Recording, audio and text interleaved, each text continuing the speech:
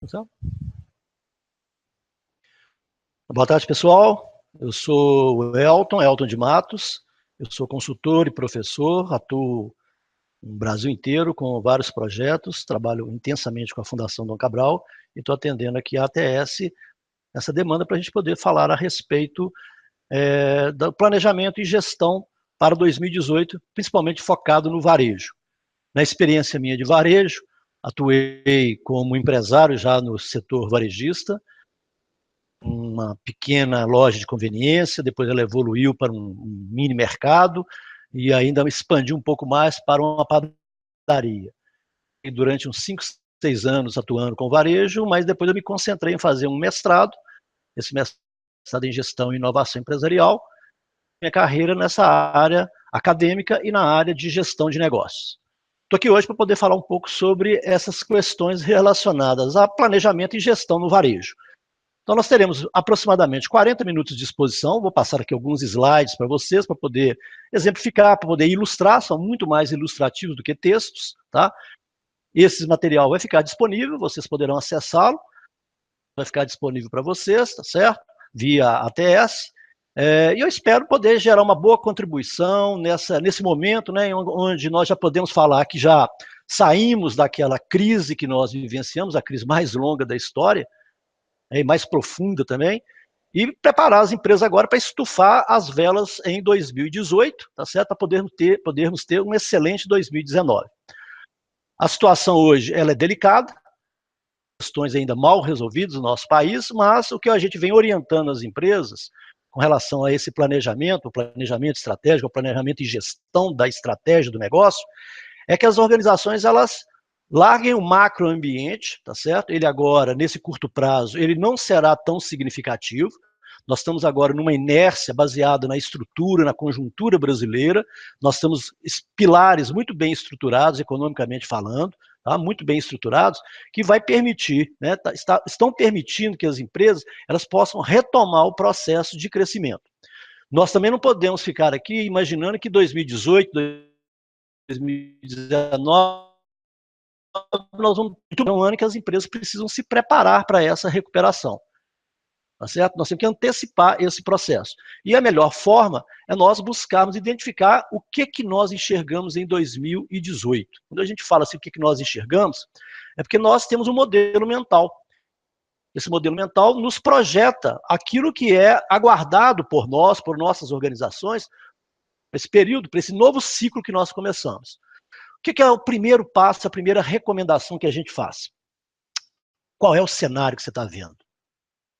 Olhem para essa perspectiva de 2018, nós temos vários indicadores, tem aí PIB, tem tal de dólar, tem inflação, todos esses indicadores, nós temos projeções, tá certo, que os órgãos oficiais, eles publicam. Tá? O Banco Central, por exemplo, tem um boletim Focus, né, que ele publica toda segunda-feira, apresentando esses dados. Tá? Qual que é o valos? É um cenário. Então, você está com uma perspectiva muito positiva e outra ou uma perspectiva negativa. Baseado nisso, você centra a sua atenção em alguns indicadores. A gente recomenda que a empresa pegue pelo menos uns 3 desses indicadores macroambientais. Eles vão ser sinalizadores do cenário que você está e você travou o seu indicador, né? Você vai lá, consulta um dólar, quanto que é a projeção de dólar para o final de 2018, por exemplo. Então, na hora que esse dólar começa a flutuar, ele já vai antecipando as expectativas que o macroambiente ele está trazendo para você. Se o valor que você considera que seja adequado, ele for ultrapassado, ou seja, o dólar subir mais do que aquilo que você esperava, ou que você identificou no seu cenário, um problema pode estar acontecendo na economia e vai ajudar você a se preparar para essa adversidade. Quando começa a cair, esse é um indicador que significa um aquecimento das nossas atividades, tá certo? Uma valorização da nossa moeda, significando que a nossa economia está melhorando. Pode começar também a ser um pouco mais arrojado nas suas estratégias. Quando a gente pega um indicador, a gente costuma falar, né? Andorinha sozinha não faz verão. Um indicador ele não te dá uma referência. Então a gente fala para pegar pelo menos 3 grandes indicadores, 3 macroindicadores, tá certo? Para você pegar essa perspectiva ambiental. Então, esse é o macroambiente. Como eu recomendei no início, não preocupa com o macroambiente, tá? Foca o seu ambiente de negócio, mas nós precisamos monitorar o macroambiente. Paralelo a isso, você deve ter indicadores específicos do seu negócio. Geralmente são indicadores que a gente recomenda que eles têm uma certa correlação com o seu negócio. Aqueles indicadores é o seguinte, ó, se determinado indicador sobe, automaticamente minhas vendas sobem. Estou com um clima nublado, tá certo? Então o clima é um bom indicador para quem vende guarda-chuva. Tá certo? Se o clima ele tende a piorar, nós vamos ter um inverno aqui em BH mais intenso, né? Muito calor e muita chuva, a tendência é que você tenha uma venda maior de guarda-chuvas. Então, esse é um indicador correlacionado com a venda de guarda-chuvas. Estou dando um exemplo bem simples, mas vocês devem ter vários desses indicadores mentalizados, memorizados. Importante você fazer a descrição daqueles indicadores que você utilizará para monitorar o ambiente de negócios da sua organização. Isso é fundamental. Tá? Quando a gente conversa esse parâmetro com uma grande empresa, a gente fala para os executivos dessa empresa que esse monitoramento do indicador, ele deverá ser levado com um cenário para o sistema de governança da empresa, tá certo? A instância superior que aprova, às vezes, o planejamento. Essa é a única prerrogativa que esses executivos têm para fazer qualquer alteração no planejamento, na solicitação de alteração, mediante a alteração do ambiente de negócios. Tá? É por isso que muitas vezes a gente faz planejamento e o pessoal fala assim, tem que analisar o ambiente de negócio. Mas para que isso? Para você, cenário que você acredita. Você não tem que falar que tem um cenário ruim, um cenário negativo, um cenário neutro e um cenário positivo. Você tem que falar o seguinte, qual o cenário que você acredita para 2018? Estabelece esse conjunto de indicadores e, a partir disso, você monitora o ambiente de negócio. À medida que esse ambiente vai melhorando, você pode ser mais agressivo nas suas estratégias. À medida que esse indicador, esses conjuntos de indicadores demonstram para você que há uma piora no ambiente, você tem que se preparar, tá certo? Para as contramedidas de proteção para o seu negócio.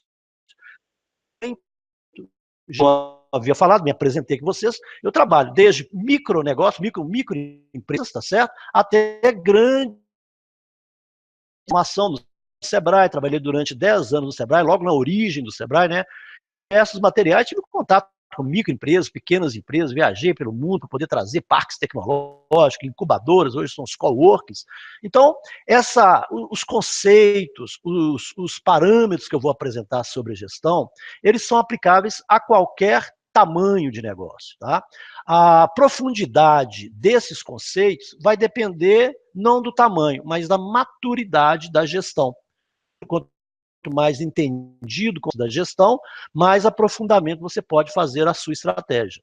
Quanto, vamos dizer, menos preparadas pessoas para gestão, são mais operários, tarefeiros, pessoas que estão operando dia a dia, então esses parâmetros eles podem ficar mais na superficialidade, mas eles funcionam. Muito bem, feita essa introdução, acho que eu contemplei todos os aspectos. Nós vamos receber as perguntas, caso vocês tenham alguma dúvida, queiram apresentar algum ponto de vista, queiram fazer alguma intervenção em algum conceito, a gente pede para vocês anotarem ou trabalharem via chat, que eu vou fazer a apresentação, e ao final dela, nós vamos abrir para uma resposta às perguntas que vocês tiverem. Eu vou agora aqui fazer o compartilhamento da minha tela, que eu vou começar a fazer essa apresentação de slides. É importante vocês visualizarem essas imagens à medida em que eu fazendo essa apresentação, porque uma imagem com som vai dar uma capacidade maior de apreensão do conhecimento. Esses slides vão estar disponíveis para vocês, eu autorizo, inclusive, a distribuição deles aberto, né, em PPT-X, né, o arquivo original PowerPoint, sem necessidade de PDF. Os direitos estão livres e abertos para vocês utilizarem à vontade.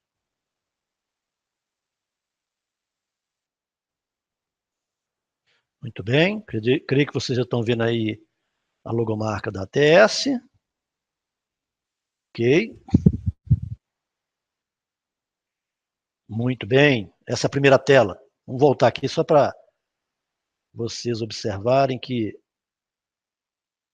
não perderam nada. Planejamento e indicadores, começa por essa tela, né? Falei antes da marca da A primeira tela, na verdade, é essa, planejamento de indicadores e o príncipe Maquiavel. Então, eu gosto de apresentar, como eu falei, para observar esse pensamento, que não tem, vamos dizer, é bem complexo. Olha lá o que está falando Maquiavel. Não há nada mais difícil que planejar, mais duvidoso que obter sucesso, nem mais perigoso de administrar que a criação de uma nova ordem das coisas. Uma nova ordem das coisas é fazer diferente. É a mudança. Mudança nos gera desconforto, tá? Mas é ela o caminho da inovação. Uma vez que os inimigos têm a ocasião de atacar o inovador, você nesse caso, com a paixão de um Estado Islâmico. A gente falava guerrilheiro, mas ninguém entendia que era um guerrilheiro. Estado Islâmico, hoje todo mundo sabe o que é. Então, os seus inimigos vão te atacar com a paixão de um guerrilheiro, porque você vai tirar todo mundo da zona de conforto. E ninguém gosta de ficar desconfortável. E os seus amigos, né, vão defender tão preguiçosamente que o inovador e os seus parceiros se tornarão vulneráveis. Lembrem-se disso. Tá? O desafio do planejamento. Okay? Para isso, eu gosto de apresentar, tá, uma evolução, como é que as organizações evoluem, para que as pessoas possam perceber que o modelo que a gente apresenta, ele pode servir para qualquer organização, mas o tema está meio difícil, mas vamos seguir em frente. E as funções da gestão, tá certo? Marketing, comercial, finanças, RH, produção, tá? Administração de uma maneira geral, e a organização, a empresa, né, ou o empreendedor no centro de toda essa confusão. Tá? Uma pequena empresa, né, se você fosse falar assim, olha, o dono de uma pipoqueira, né, um vendedor de pipoca da esquina, nesse círculo azul, claro, ao centro, estaria desempenhando ele mesmo todas essas funções que estão em torno deles. Tá? Se você passar a visão de polos, né, empreendedora, uma microempresa, é uma organização tipicamente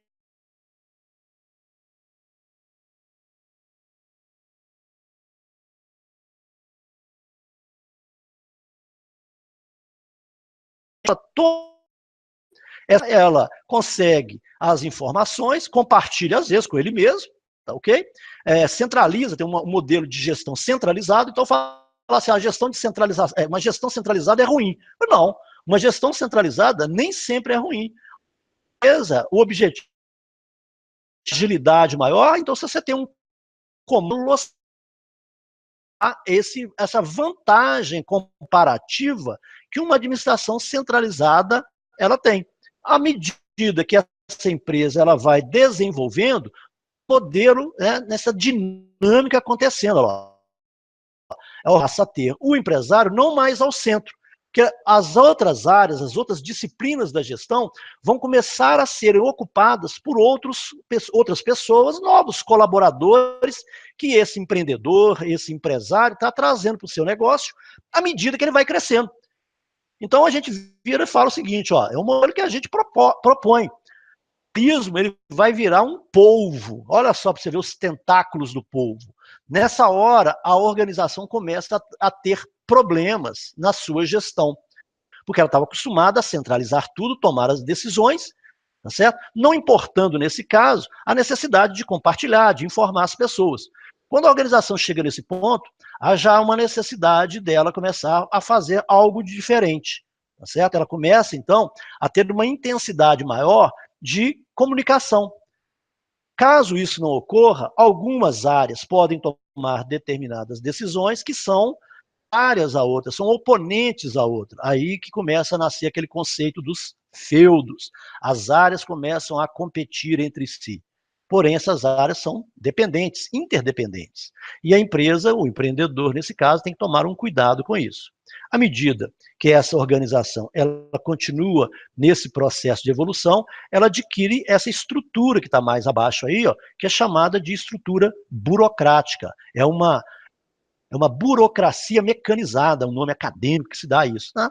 Por quê? Nós temos aí uma estrutura já mais rígida, né, uma estrutura mais rígida, com as diversas áreas de gestão, ocupada por pessoas que já não são mais aquele empreendedor que centralizava todos os seus processos. No primeiro modelo, né, nesse modelo onde nós estamos vendo a organização holística, aí, esse E enorme, azul aí no centro, as informações eram todas compartilhadas pelo empreendedor, tá certo? Tinha, né, dentro da estrutura já desse polvo que está aí, uma estrutura onde mandava quem podia e obedecia quem tinha juízo, né? Assim que falava antigamente, manda quem pode, obedece quem tem juízo. Pois é, esse modelo, quando ele adquire a forma de uma estrutura mais forte, mais rígida, a empresa cresceu, se estruturou, se departamentalizou, olha o que começa a acontecer com a gestão dela. Tá? Olha esses balões que estão aí. Tá? Há uma perda do poder, do controle pelo empresário, pelo empreendedor. O controle, ele é antagônico ao compartilhamento. Quanto maior o controle, menos você compartilha. Quanto mais eu compartilho, menos eu tenho controle. Se você pegar as startups de hoje, vocês vão ver exatamente isso. As ações, nas relações que elas têm, tá certo? E um altíssimo grau de compartilhamento. Numa organização tradicional, essa situação gera um dilema, até onde eu compartilho, até onde eu controlo. Os gestores, nesse caso, também mudam o perfil. Já não dá mais para ser aquele que manda quem pode, obedece quem tem juízo, porque senão eles ficam esperando sempre o comando desse empresário. Então nós precisamos agora de gestores, né, decisores, que eles possam fazer frente ao ponto de vista do empresário, né, ajudará o empresário a refletir melhor na sua tomada de decisões. Então, muitas vezes a gente chega na empresa e ela já passou por esse processo e já está numa estrutura mecanizada, numa estrutura burocrática. Que estão de cada uma dessas áreas para poder fazer esse contraponto com o gestor. Eles são, como a gente fala, né, vaquinha de presépio. Está obedecendo tudo, enquanto o gestor precisa de com ele, tá? A gente fala que ele começa a ficar solitário no seu processo de decisão. E aí, muitas vezes, a gente chega na empresa e fala, olha, colaborate, mas para executar tarefas. Você precisa de alguém com um nível de maturidade maior. Estão lembrados da maturidade? Ela aí agora sendo exigida. Ao mesmo tempo, ó, as informações, estão lembrados dos feudos que começaram lá na estrutura, em evolução, a estrutura evolutiva? A estrutura, ela permitia uma informação rápida, porque o empreendedor, o empresário, estava ao centro de tudo, controlando aquilo ali e propiciando o compartilhamento. Desejável. Já nessa estrutura, a informação fica compartimentalizada, fica em compartimentos estanques dentro da organização. Nessa hora, olhando para a tela, vocês vão ver o balãozinho à esquerda e embaixo. É nessa hora que a empresa, a organização, requer um sistema de gestão, para novamente você ter um mecanismo para agrupar as informações que estão sendo geradas em todas as áreas. Agrupar essa informação e conseguir fazer com isso pelas demais áreas. Então, todos poderão ter acesso às informações que as outras áreas estão gerando, maior dinamismo. Se você chega numa empresa que passou por esse estágio, né, todo esse processo, e encontra com esse empreendedor, com esse empresário, eu vou começar a ser empreendedor mais, porque agora ele virou empresário. Quando a gente encontra com esse empresário, por ele ter pegado essa empresa desde o início, ele conhece todos os meandros dela, todos os meandros da gestão do negócio. E ele é capaz de ter essas informações na cabeça. Tá? Não duvidem disso. Ele tem uma capacidade diferenciada. Como eu falei, nas andanças que eu tive, eu visitei para poder trazer essas incubadoras, parques tecnológicos aqui ao Brasil, na década de 80, eu estive em Manchester, na Inglaterra, e lá a menina lá, né, que eu conversei com ela, a menina, uma força de expressão, ela virava para mim e falava assim, Elton, a maior dificuldade que as empresas têm é de convencer o empresário, que está nesse processo evolutivo, a comprar um sistema de gestão. Porque como ele conhece a organização, ele não vê a necessidade desse sistema de gestão, porque ele coleta, ele desenvolve um sistema de coleta de informações que é uma coisa assim, de outro mundo, um absurdo. A gente está tentando lá fazer com a inteligência artificial o que nós fazemos, tá certo? E consegue guardar, e consegue ter indicadores não estruturados, tá certo? Indicadores que ele controla de uma maneira bem informal, mas ele controla a organização. Mas na hora que a organização chega nesse processo, dessa burocracia, e precisa de outras pessoas, fugir da mão dele, porque está compartilhando. Tá? E ele pode não querer o sistema porque ele acha que não precisa, mas os seus executivos, seus gestores, querem isso aí, porque eles não conhecem esses meandros da organização. Pensem nisso e tentem avaliar em que estágio desse processo de amadurecimento sua organização está. Isso é importante para a sua tomada de decisão e adoção dos preceitos do planejamento.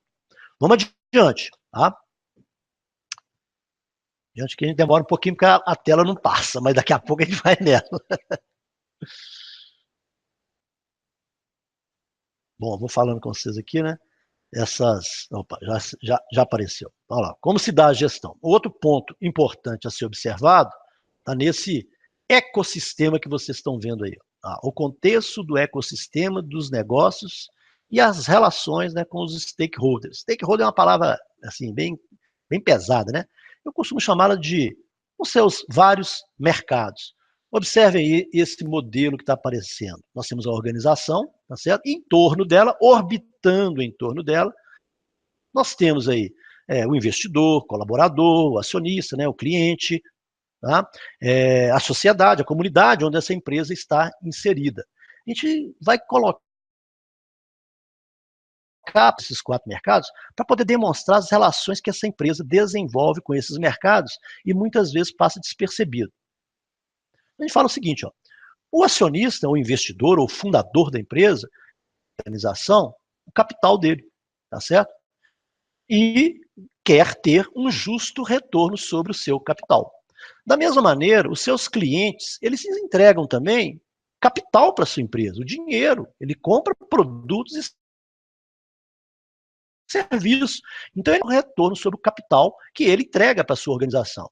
E o retorno disso, se para o acionista é o retorno do investimento, para o cliente, o retorno do seu investimento é produtos, serviços, soluções que a empresa entrega para ele. Olhando a dimensão agora, mais aí na diagonal, né, a sociedade, os colaboradores, nós vamos ver que essas relações são muito parecidas. A empresa também, o seu é mais caro. E para o colaborador, o que é mais caro chama-se tempo. Ele entrega o seu bem mais precioso. É algo que é finito, tá certo? E ele precisa muito desse tempo e passa grande tempo dedicado à organização. É justo que ele tenha um retorno sobre esse bem, sobre esse capital, tá certo? Que ele entrega à organização. Esse capital pode ser um capital intelectual, pode ser um capital de força.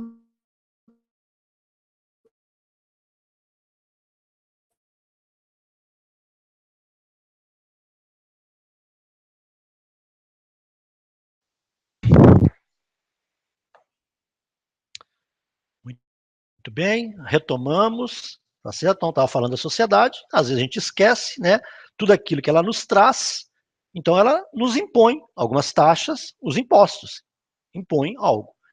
E esses 4 stakeholders. Na verdade, a organização ela tem um conjunto maior de stakeholders, estão aparecendo aí para vocês agora. A organização está com esses diversos stakeholders. Quanto maior a organização, tá certo? Maior a sua preocupação com a relação que ela tem com os diversos mercados que orbitam em torno dessa empresa. Não tem ninguém orbitando em torno de você, né? É o seguinte, ó, se a sua organização não tem uma estratégia que faça de atração, né, parte de alguém, dado para poder desenvolver a nossa estratégia. A gestão se dá dessa forma. Avançando então um pouco mais, a gente pode ver que se isso não estiver em equilíbrio, se o retorno aos diversos stakeholders não estiver justo, tá, nós temos uma assimetria, tá? Uma assimetria no sistema. Então, para que a organização ela opere de uma maneira necessário que as relações sejam simétricas. Não quer dizer que sejam iguais. O retorno tem que ser justo a cada stakeholder. Isso. Isso é que a gente denomina de uma gestão estratégica nos negócios. Avaliar as relações junto a todos os stakeholders.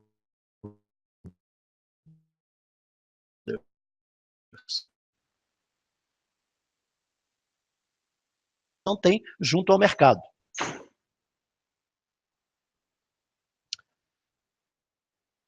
Bom, tá aí, então, a tela inicial, onde fala a diferença da estratégia e o planejamento estratégico. A estratégia, ela está na nossa cabeça. Nós estamos pensando na estratégia a todo momento, tá certo? De acordo com qualquer mudança que a gente identifica, nós fazemos uma possível pequena manobra na nossa estratégia. Já o planejamento estratégico, ele infere a respeito da nossa estratégia. Desenvolvemos a estratégia e precisamos de pessoas para colocá-la em execução. Para isso, a gente desenvolve o plano estratégico. Para que serve, então, você é lá em cima do seu plano. Cada objetivo que você estabelece para a sua organização, você vai ter um conjunto de fazendo a previsão dos indicadores específicos da sua empresa, da sua organização. Quanto que eu espero faturar? Que eu vou ter sobre esse negócio, qual que é o nível de satisfação dos meus clientes. Então, o seu planejamento vai ter que guardar esse conjunto de indicadores para te ajudar a verificar, a monitorar se a estratégia que você desenhou, ela está funcionando adequadamente, se o caminho está sendo corretamente percorrido. Em cima disso, a organização desenvolve os seus níveis estratégicos. Então, os três aí, ó. A estratégia que a gente chama corporativa, ela define o conjunto dos negócios que a empresa pode ter, posso ter vários negócios, tá certo? Eu posso ter um restaurante, e ele pode ter o almoço ou o jantar no local, e posso ter um sistema de delivery. Então, eu tenho, às vezes, duas unidades de negócio operando distintamente, né? E ela vai perguntar para você o seguinte, ó, como é que você pretende crescer? Tá? O nível do negócio, propriamente dito, fala, como é que você pretende competir? Tá? Corrente você vai competir. Se você é um restaurante que só serve comida no seu salão, é um tipo de competição. Se você faz entrega, você poderá encontrar outros competidores. Como é que você vai competir nesse mercado? E as estratégias funcionais, que definem, né, os processos para poder criar a vantagem competitiva na sua organização. E como é que você pretende vender? As operações comerciais que estão neste nível. Cada um desses níveis são batizados, ó, a estratégia de crescimento, a estratégia de competição, as estratégias competitivas. Esses três níveis, ele vai ter alguma ferramenta que vai nos ajudar a determinar o modelo estratégico que nós vamos desenvolver para a nossa empresa. A maturidade da gestão. Cada organização tem um nível estratégico da gestão. Quanto maior a organização e mais madura, mais ela vai performar cada um desses três níveis que estão aí. As estratégias de crescimento, a gente tem uma matriz que ela trabalha a relação produtos ou serviços e os seus mercados. Eu tenho produtos atuais atuando nos mercados atuais. Tá certo? E esse primeiro quadro aí, ó, que vocês estão vendo mais à esquerda, tá? Meio assim um salmãozinho bem claro. As estratégias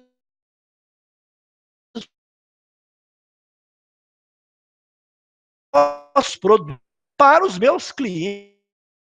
Então eu vou desenvolver novos produtos no mercado para poder oferecer que complemente o mix de produto atual que eu tenho. Tá? Também tem uma estratégia de expansão de mercado. Eu tenho meus produtos hoje e quero atingir novos clientes. O delivery poderia te ajudar a atingir novos clientes, uma outra unidade de negócio, mas dentro do seu escopo. E eu tenho também a dimensão de novos produtos ou serviços para novos mercados, tá certo? Essa estratégia chamada de diversificação, aparecendo aí para vocês agora, ok? Então, olha, produto atual no mercado atual chama-se penetração de mercado. Eu vou penetrar cada vez mais profundamente no mercado. O produto atual nos novos mercados, eu chamo de desenvolvimento de mercados. Então, eu vou desenvolver novos mercados para aumentar, expandir, às vezes, a operação geográfica da minha empresa, tá certo? Ou vender pela internet, delivery, etc. Novos produtos em atual. Eu vou desenvolver para poder complementar o meu mix. Cada um desses modelos, a gente tem uma denominação para ele. Olha ela aparecendo aí. Nós temos, então, nessa linha de baixo, né, dos mercados atuais, eu estou aumentando o meu tá? E na linha de cima dos novos mercados, eu aumento o meu market share. Isso aí com o exemplo que eu vou apresentar. Imagina, você tem 5 pessoas que você vende água. Se você vender água para 3 pessoas, tá certo? Você tem 60% do market share. Cada pessoa toma uma quantidade de água diferente. Se essas pessoas que você vende, cada uma delas, toma 1 litro de água por dia, você vai vender 3. Mas vamos supor que as outras 2 pessoas que você deixa de vender água para elas, cada uma delas tome 2 ou 3 litros de água. Vamos supor que sejam 3 litros de água. Então você tem 6 mais 3, 9 litros de água sendo vendidos no mercado. Então o client share significa qual que é a sua participação qualitativa no mercado. Ter 60% do market share, mas se eu fizer a conta, eu estou vendendo 2 litros, mas no total eu tenho 3, mais 3, 6, mais, eu falei 2, né? Pessoas, 3 litros, desculpe, né? Eu tinha falado 3 litros, né? Então eu tenho 3 litros sendo vendido, mais 3 do mercado que eu não participo, e mais 3 também do outro mercado que eu não participo. Então tem um total de 9 litros e estou vendendo 3. Então eu tenho 60% do market share apenas do client share. O client share pode ser visto no mercado ou pode ser uma pessoa. Muitas vezes a gente chama isso de pocket share ou wallet share. Tá? É o orçamento que as organizações têm para gastar com determinados produtos. Então essa matriz é interessante, porque você veja o seguinte, olha o título dela. 4 possíveis dessas, tá? As 4 aí, ela estabelece também uma estrutura organizacional. Vocês viram ontem, né, falando sobre o vendedor farmer, o vendedor hunter, olha eles alocados aí. No modelo da instrumento, a gente consegue fazer essa visualização mais intensa. Então, estratégias que nós vamos utilizar. Uma delas, mas o ideal é que eu coloque as 4 no meu radar e esteja operando com elas. Cada um tem um nível de dificuldade, ok? Passando adiante, tá certo? Nós vamos ter aí as estratégias de competição. Como é que nós pretendemos competir no mercado? Então, para competir no mercado, eu tenho 3 opções, de acordo com o Porter e Tracy Versema. Eu posso ter uma estratégia, tá, de custo. Um exemplo típico disso aí, ó, você vê a operação, um McDonald's, elevado, porque ele tem produtos estandartizados, certo? O produto dele é padronizado. Ele tem, hoje em dia está tentando fazer até uma customização, mas o produto dele é padronizado. Isso oferece para ele uma vantagem de custo, que permite a ele praticar extremamente competitivos. Ele, mas se ele quiser, ele pode reduzir drasticamente os seus preços, que o custo que ele detém ainda consegue sustentar um valor para ele. Eu posso trabalhar com produtos ou serviços diferenciados. Diferenciação.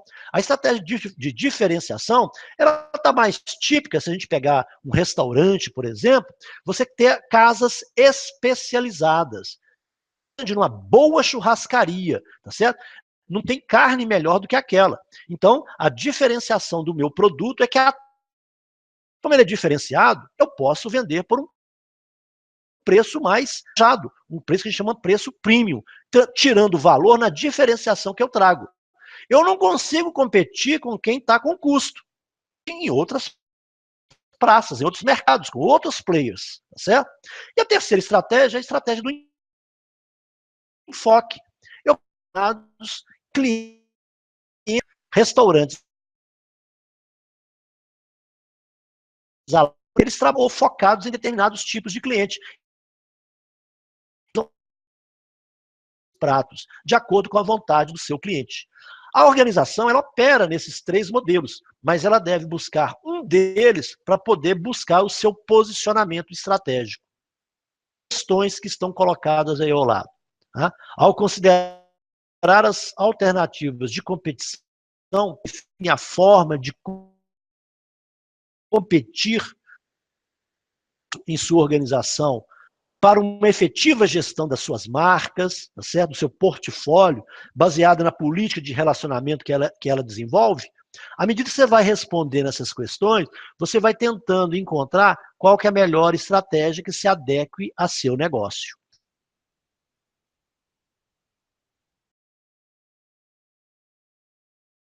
E como nós vamos ao mercado, o modelo utilizado hoje, né, o mais comum, é você estabelecer zona, tá certo? Hoje está muito em voga, né? Tá, as startups trouxeram essa nomenclatura para nós. Tá? A gente sai daqui e começa a falar desses personagens, tá? E cria os avatares, né? Eu brinco com o pessoal, né? Que são criados, identificar um daqueles mercados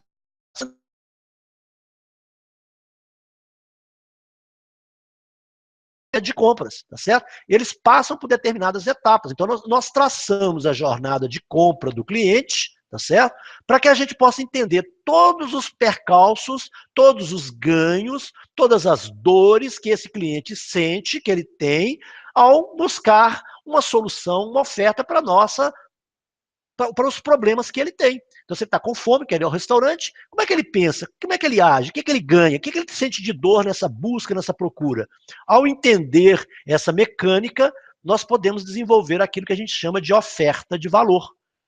Tá? Ofertamos valores aos mercados e não produtos e serviços.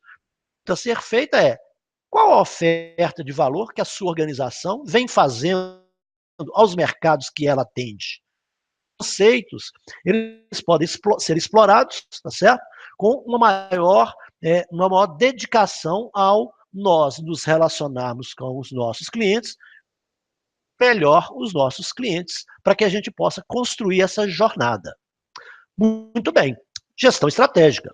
Objetivo: integrar a empresa pelas diferentes perspectivas que ela tem. Olha os stakeholders, cada um com sua perspectiva. Lembre-se deles, tá? Ter a visão da empresa como objetivo concreto. É aquela pergunta que a gente faz. Onde nós estaremos no final de 2018? Qual o tamanho do nosso negócio? O que nós esperamos construir? Tá certo? Para essa visão, nós estabelecemos indicadores. Vão encontrar. Ah, não, visão tem que ser algo atemporal. Foi assim, tá errado, tá certo? Bom, é algo que a gente projeta, é um desafio, tá certo? Que tem que ser factível.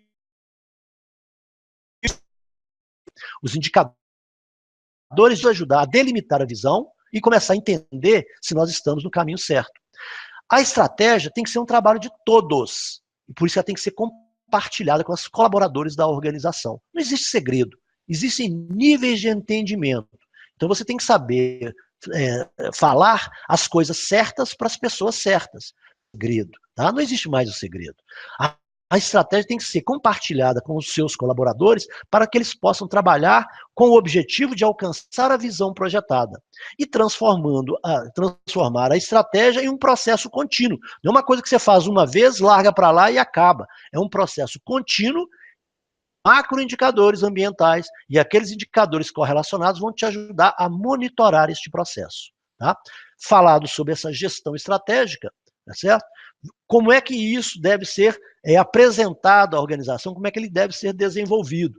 Cada plano estratégico, ele é feito de acordo com as necessidades que a empresa enxerga no seu mercado. Olha o conjunto de problemas que existem para a execução de uma boa estratégia. A gente fala o seguinte, que, ó, grande parte das estratégias, grande parte dos planos estratégicos, eles não conseguem ir adiante porque nós não conseguimos fazer com que as pessoas executem o nosso plano estratégico. Olhem os problemas que podem advir, tá certo? Da falta do compartilhamento, da comunicação, da estratégia às pessoas que vão nos ajudar a construí-la. Então, se você já desenvolveu um plano e ele não funcionou, tenta identificar aí por que que esse plano não foi adiante. E você vai encontrar, aí nosso checklist, né, uma série de problemas, seja de ordem comportamental, de ordem de competência, de ordem de estrutura, que podem ter agido como ofensores ao seu plano estratégico. Então, você muitas vezes abdica de fazer esse plano porque você acha que o plano não funciona. Pode estar relacionado a algumas das práticas que a nossa organização ela não conseguiu ainda contemplar ou identificar. Passado essa dificuldade, entendendo, né, as dificuldades que existem, nós podemos apresentar para vocês agora o conceito, o modelo que é utilizado para poder estabelecer o conjunto de indicadores utilizados para poder monitorar o nosso plano estratégico. Mostrar para nós se nós estamos realmente percorrendo o caminho de uma maneira correta ou não. Está aí o conceito que a gente chama do BSC, desenvolvido por Norton e Kaplan, hoje empregado em mais de 70% das organizações que elaboram planejamento estratégico no mundo inteiro. O BSC é o que a gente chama do Balanced Scorecard, ou um painel, é um modelo de gestão em ações operacionais para poder medir o desempenho para o alcance dos nossos objetivos. O BSC está aí, ó. Eu tenho a visão, a estratégia da empresa ao centro e 4 dimensões que Norton e Kaplan propuseram. Dimensão ou perspectiva econômico-financeira, que a gente chama muitas vezes da dimensão do investidor, do acionista, do fundador. A perspectiva logo abaixo, aí, na diagonal abaixo, né? Na vertical, desculpa, abaixo, a perspectiva do aprendizado, do crescimento, que a gente chama do patrimônio humano da empresa, os colaboradores que estão ali trabalhando, desenvolvendo, aprendendo para poder desenvolver os nossos negócios, colaborando conosco. À direita, organização, e logo à esquerda, a perspectiva do cliente, o que compra os nossos produtos e serviços. Então, eles elaboraram, contemplar um conjunto de indicadores, os chamados indicadores estratégicos. Reparem que eles não são indicadores departamentais, eles são indicadores baseados na concepção da estratégia do negócio. Esses indicadores, você faz uma discussão da melhor seleção para eles e monta esse modelo que está aparecendo aí para vocês, que a gente chama de mapa estratégico, explicando para vocês como é que funciona esse mapa estratégico. Olha aí à esquerda de vocês, tá certo? Vocês vão ver essas dimensões que nós acabamos de passar. O patrimônio humano, a perspectiva da tecnologia e processos, né? Processos internos de tecnologia, a dimensão do mercado, dos clientes e a dimensão econômico-financeira do acionista. Reparem que a base que a empresa tem, tá certo? E lá em cima, lá, aquele retângulo verde lá em cima que vocês estão observando, lá contém a nossa visão e a missão. Repare que nós estamos falando da ideologia do negócio, os ideais que movem a organização, que tem que ser construído e compartilhado com seus colaboradores, para que eles possam entender a dimensão desse balance scorecard. Ou seja, a base, os valores, o alicerce que vai mover nossa empresa. Logo acima dele, nós temos a dimensão do patrimônio humano. A dimensão do patrimônio humano, nós temos indicadores como turnover, absenteísmo, que medem a capacidade, tá certo, de nós dirigirmos, nós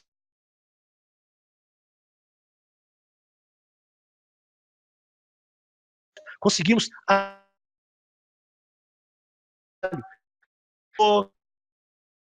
dados médicos, ele gera um elevado. Isso que nós podemos ter problemas no clima organizacional. Às vezes o clima interno da organização está com problemas. Então eles já nos ajudam a identificar esses problemas, para que a gente possa corrigir, não contamine a produtividade, deteriora a tendência a ter turnovers elevados. O técnico, aos nossos colaboradores, que vão impactar, vão gerar causas, um efeito nos nossos processos e assim por diante no nosso mercado. Então, essa relação de causa e efeito gera também, na dimensão seguinte, econômica. Então, se eu tenho bons colaboradores, processos internos adequados, positivamente no mercado, terei um bom resultado financeiro. Um bom resultado financeiro, eu atinjo a minha visão. Os indicadores, como vocês estão vendo, servem para nos mostrar se nós estamos adequadamente seguindo a estratégia que nós elaboramos, documentamos no plano.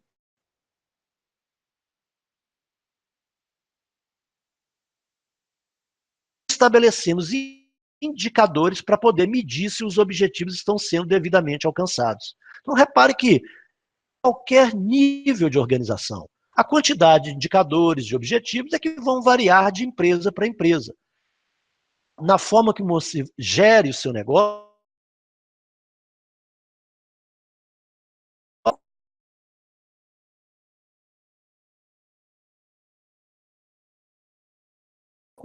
conseguir alinhar-se com isso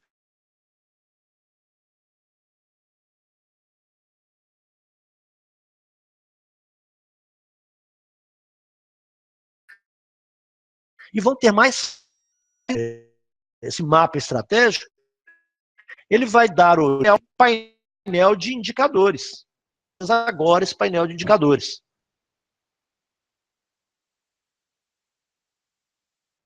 Só um minuto.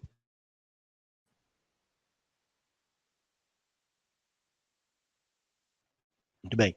Lá são os indicadores de desempenho estratégico. Então aí os dados dele, né? Vou passar para o que está bem adiantado, né? Tem esses probleminhas, mas você deve ter outros compromissos também. Então vou passar direto a ele, ó. Esse aí é um painel de indicadores.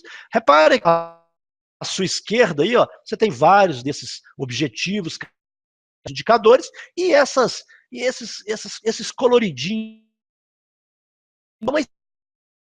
Então ele é muito fácil, ó. Você não precisa nem ver o número. Como é que está o desempenho do resultado da sua organização. Então a gente define algumas escalas de cores mais que padronizadas, onde a gente fala, olha, que o seu indicador não alcançou a meta desejada. Se ele não alcançou a meta desejada, nós temos que investigar, nós temos que fazer uma análise das causas que levaram ao não atingimento das nossas metas, dos nossos objetivos. E muitas vezes a empresa se perde, porque ela não faz, a meta não é alcançada e há justificativas, desculpas, mas nunca, às vezes, é feita uma análise de causa. As análises são as análises de causa e efeito. Então, eu não vendi muito guarda-chuva porque a chuva parou logo. Pô, mas por que você não vendeu na hora certa? Então, essas avaliações das causas de não atingimento, para esses indicadores que estão vermelhos, devem ser. E repita, tá certo? Às vezes você vai encontrar uma forma muito clara de avaliar isso, né? Os exemplos clássicos que são dados é o seguinte, ó, o pneu do carro está furando. Aí você pega e vai lá e manda remendar o pneu. E o pneu fura de novo. Então, torna remendar, mas que você esteja batendo no meio fio toda hora, a estrada que você está percorrendo é muito ruim. Então, se você identifica a causa, você pode suprimir a causa principal, chamada causa raiz também, e evitar que o efeito indicadores amarelos significa que a gente bateu na trave. Às vezes leva um combinado para a empresa. Combinado é o seguinte, ó, se aparecer 3 indicadores amarelos, ou seja, sequencialmente, significa que está na hora de investigar também por que nós não estamos conseguindo chegar na meta desejada. Verde é o melhor dos mundos. Nós conseguimos alcançar o resultado desejado.